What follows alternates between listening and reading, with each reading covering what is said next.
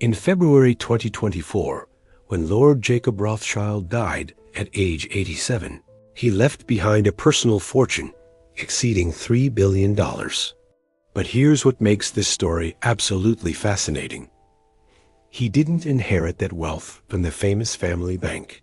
He built it himself from scratch after walking away from his dynasty in 1980.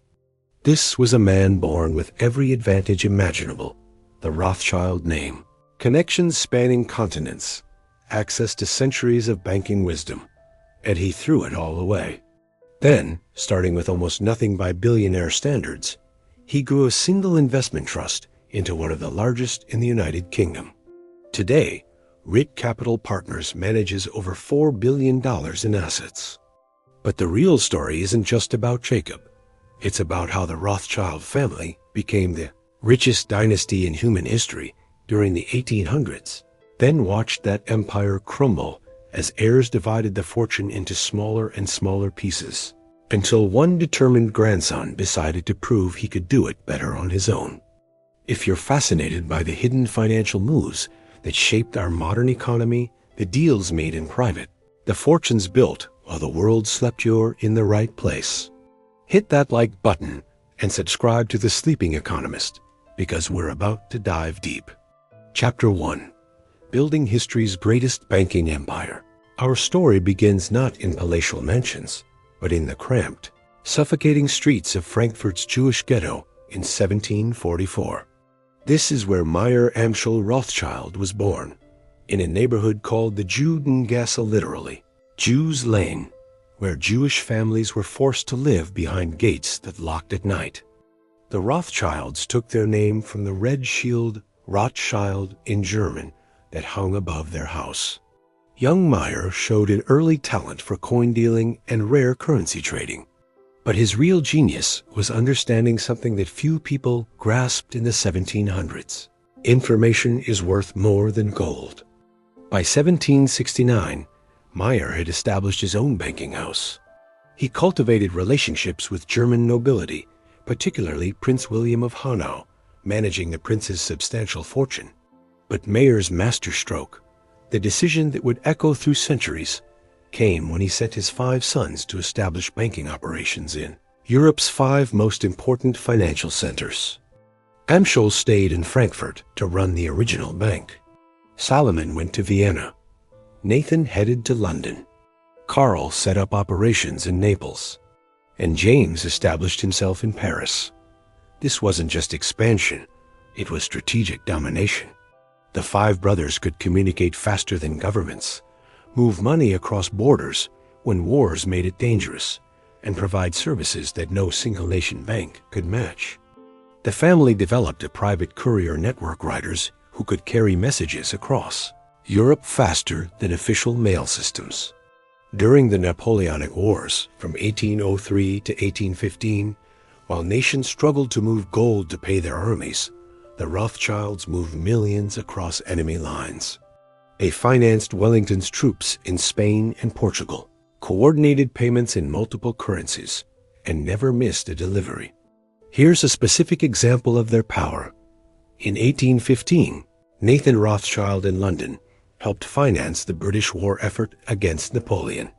The British government needed to pay its troops and allies, but gold couldn't travel safely across war-torn Europe. Nathan bought gold in London, issued credits through his brother's banks in Paris and Vienna, and the armies got paid. The British government paid the Rothschilds a commission, and more importantly, they owed the Rothschilds favors. By the 1820s, the Rothschild family possessed the largest private fortune in the world. Contemporary accounts suggest their combined wealth exceeded that of any single government. When European nations needed to borrow money to build railroads, fund wars, or stabilize currencies, they went to the Rothschilds. The family's influence was staggering. They financed the first major railways across Europe. They funded the Suez Canal purchase by the British government in 1875. When Brazil needed capital, when Russia needed loans, when Austria faced bankruptcy, the answer was always the same: ask the Rothschilds. Nathan Mayer Rothschild, who died in 1836, left an estate worth over £1 million equivalent to roughly $500 million today. But that was just one brother. The combined family fortune at their peak in the mid-1800s has been estimated at $300 to $400 billion in today's money. Chapter 2. How Empire Became Inheritance. But here's where the story takes its crucial turn, the one that sets up everything that follows. The 1800s ended, and with the new century came a fundamental problem that has destroyed more fortunes than any market crash: too many heirs. During the 19th century, the Rothschild family had maintained their wealth through ruthless discipline. They practiced what historians call consanguineous marriage. They married within the family. Cousins married cousins. This kept the fortune concentrated. They also followed male primogeniture wealth passed to male heirs, and decision-making stayed centralized. But as the 1900s progressed, this system began breaking down. European laws changed. Social norms evolved. The family grew too large to maintain the old strictures. By the early 20th century, there were over 30 direct Rothschild heirs spread across Europe. Here's the mathematical reality of inherited wealth. If you have $1 billion and 5 children, and each child has 5 children, by the second generation you're dividing that billion among 25 people. Each gets $40 million, still substantial, but no longer dynasty-shaping wealth. By the third generation with 125 heirs, each inheritance is $8 million. Rich, yes, but not Rothschild-level powerful. The family also faced external pressures that chipped away at their dominance. The rise of joint stock banks in the 1870s meant they no longer monopolized international finance. Corporations could raise capital through public stock offerings rather than private bank loans. The 2 world wars devastated European wealth. The Rothschild Bank in Frankfurt closed. The Vienna House was seized by the Nazis. The Naples branch had already shut down in the 1860s. By 1940, only the London and Paris branches remained significant. The family was still wealthy enormously, but no longer the undisputed financial power they'd been a century earlier. Enter Jacob Rothschild, born in 1936, the 4th Baron Rothschild. He grew up at Waddesdon Manor, a spectacular Renaissance chateau in Buckinghamshire that his family had owned since 1874. He attended Eton, then Oxford, the traditional education of British aristocracy. In 1963, he joined the family bank, N.M. Rothschild and Sons in London. By all accounts, Jacob was brilliant. He understood investments intuitively. He saw opportunities others missed. But he also had a problem. His cousin, Evelyn de Rothschild. Evelyn had become chairman of the family bank in 1976, and the 2 men had fundamentally different visions. Jacob wanted to modernize, to take bigger risks, to expand into new markets. Evelyn preferred the traditional approach: conservative, cautious, focused on preserving capital over aggressive growth. The tension escalated through the late 1970s. Board meetings became battlegrounds. Family dinners turned tense. And in 1980, Jacob Rothschild made a decision that shocked the financial world. He left the family bank. Chapter 3. The gamble that changed everything. Imagine being 30 years old and having the Rothschild name. Every door opens. Every call gets returned. You're not just wealthy, you're financial royalty. And then imagine throwing it all away because you believe you can do better alone. That's exactly what Jacob Rothschild did, and the London financial district buzzed with gossip. Some called it pride. Others called it foolishness. Many predicted he'd be back within 5 years, hat in hand, asking for his old position. But Jacob had a plan. In 1971, nearly a decade before leaving the family bank, he had become chairman of a small investment vehicle called Rothschild Investment Trust, later renamed RIT Capital Partners. After his departure from N.M. Rothschild and Sons, this trust became his vehicle for building an independent fortune. Here's what made Jacob's situation both challenging and fascinating. He had the name, but not unlimited capital. The Rothschild Investment Trust in 1980 was valued at roughly £70 million. Significant, but tiny compared to the family bank's assets. And Jacob faced something few Rothschilds had encountered in 2 centuries: skepticism. Investors wondered, could he succeed without the family machine behind him? Banks questioned whether he still had access to the famous Rothschild deal flow. Rivals sensed weakness and circled, ready to poach his clients. Jacob's response was methodical and brilliant. Rather than trying to compete directly with major investment banks, he positioned RIT Capital Partners as what's now called an investment trust, a publicly traded fund that invested in a diversified portfolio of assets. Think of it as an early version of today's mega hedge funds. His strategy adds several key elements. First, global diversification. While many British investment firms focused primarily on UK and European assets, Jacob invested worldwide. He bought into American technology companies in the early 80s. He acquired stakes in Asian manufacturers. He invested in emerging markets before it became fashionable. Second, he focused on private investments alongside public ones. RIT Capital Partners didn't just buy stocks anyone could purchase. It secured stakes in private companies, hedge funds, and alternative investments that offered better returns than public markets. Third, he practiced what the family called protecting the goose, never spending the principal, only living off returns. The trust's capital was sacrosanct. Distributions to shareholders came only from profits, never from selling core assets. But the real test came in 1987, just 7 years after Jacob's departure from the family bank.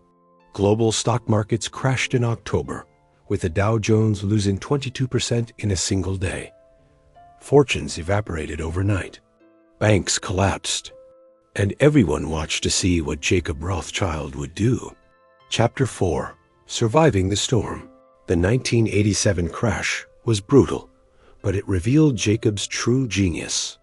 While other investment managers panicked, selling assets at massive losses, Jacob stayed calm.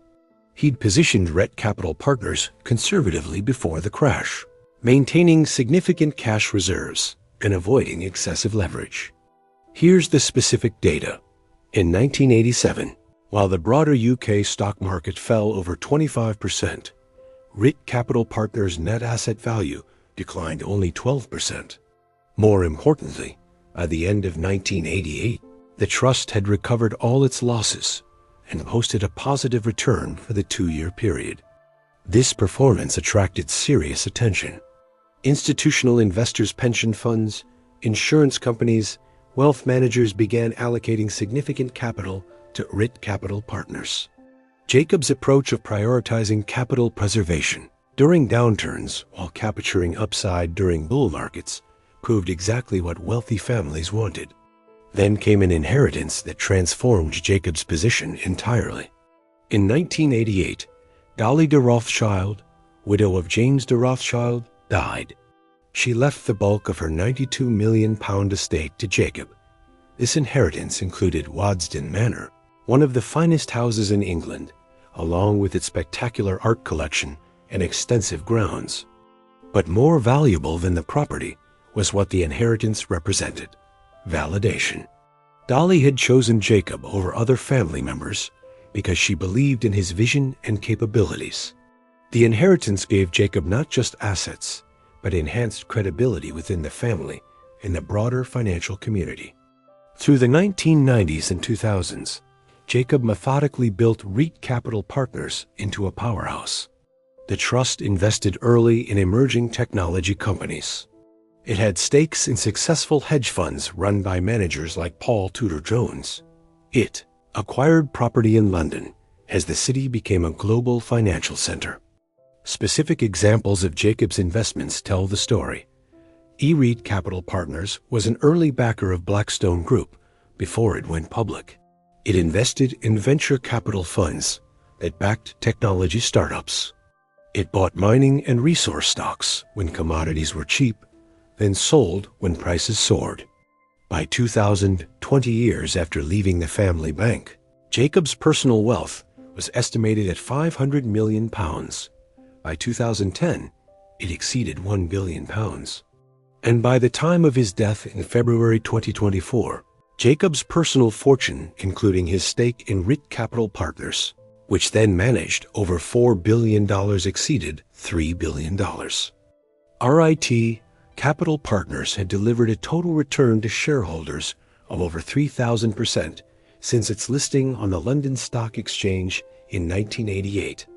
That performance beat the broader UK stock market and validated everything Jacob had believed when he walked away from the family bank 44 years earlier.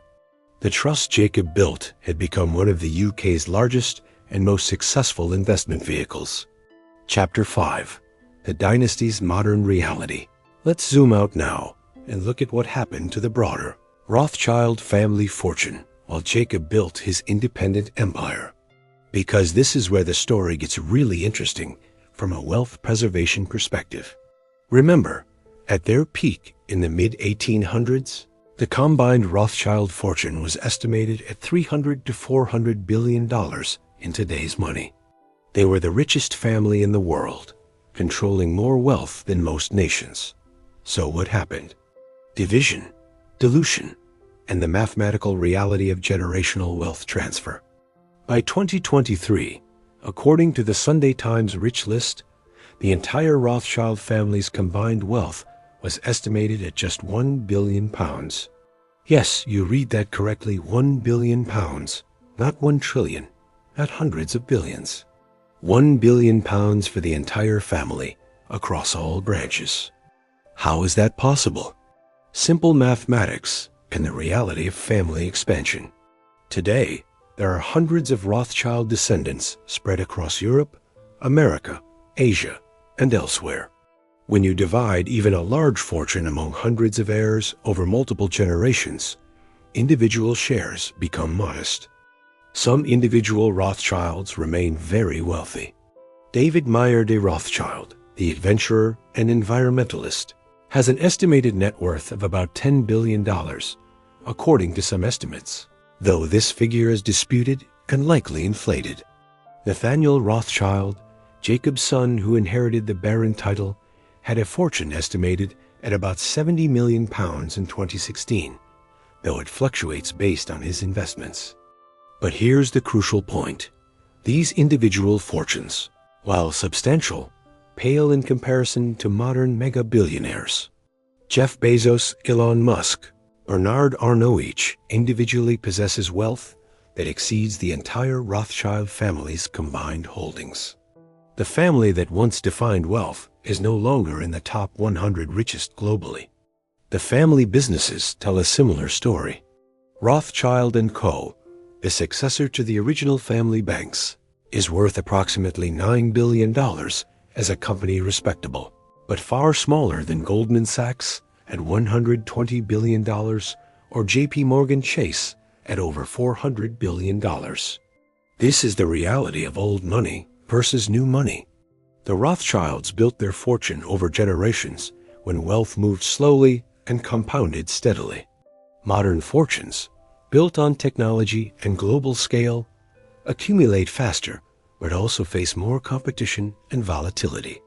Jacob Rothschild understood this reality deeply.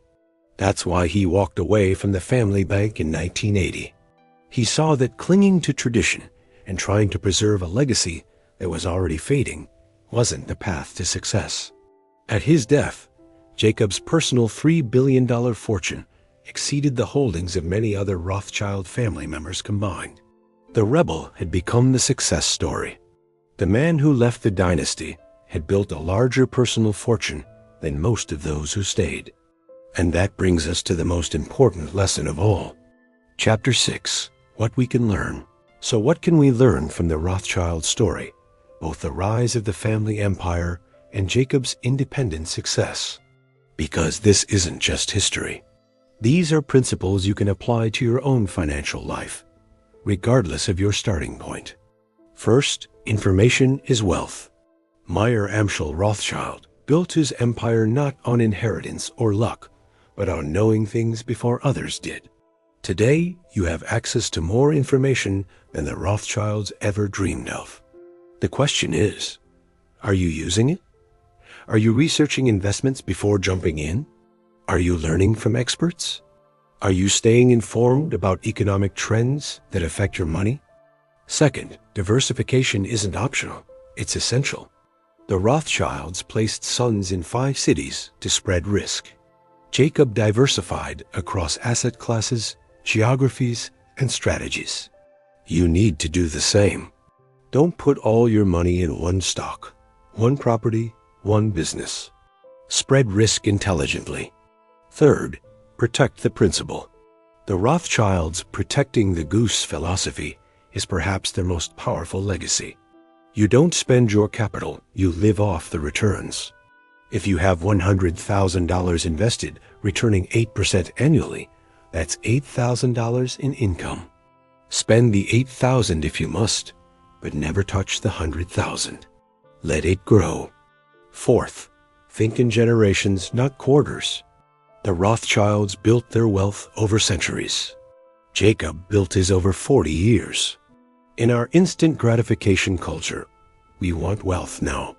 But real financial security comes from consistent decisions repeated over decades. The power is in compounding, and compounding requires time. Fifth, sometimes you have to walk away from your inheritance to build your legacy. Jacob's decision to leave the family bank was controversial, but it freed him to innovate. Maybe you have family expectations about your career, your business, your investments. Sixth, preserve wealth in assets, not cash. The Rothschilds owned properties, art, businesses, securities, tangible assets that grew in value. Today, that might mean real estate, stocks, businesses, intellectual property. The key is owning things that appreciate or generate income, not just sitting on cash that inflation erodes. Finally, remember that no fortune lasts forever without active management. The Rothschilds went from history's richest family to wealthy but not exceptional in just 5 generations. Wealth preservation requires constant attention, smart decisions, and adaptation to changing times.